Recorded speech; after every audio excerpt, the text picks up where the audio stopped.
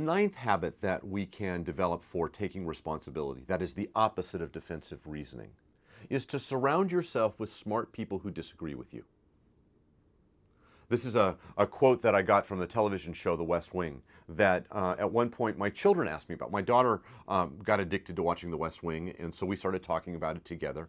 And she asked me about, one of the things that the president talks about in the television show is how he's surrounded himself with smart people who disagree with him. And she's like, why would you do such a thing? Wouldn't you want everybody going in the same direction? And of course, as we talked about it, she came to realize, no, the whole point of smart people who disagree with you is you want people who understand you, that are smart, but you also want people who have different perspectives. That's the value, the beauty of diversity.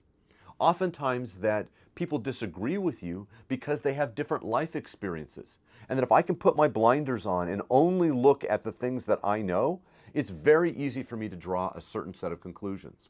But if I surround myself with people who have different life experiences and who in those different life experiences come to different conclusions than I have, if I can surround myself with those kinds of people, what will often happen is that I will find myself having conversations with them that lead to very different places.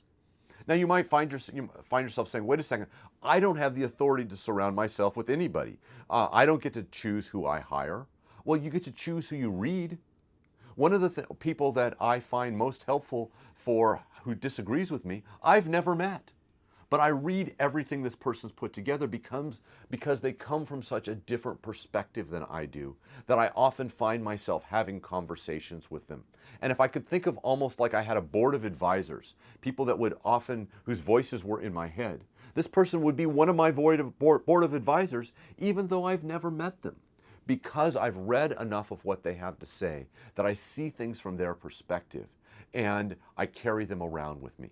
If you want to avoid defensive reasoning, if you want to learn to take responsibility, one of the ways to do it is surround yourself with people who disagree with you.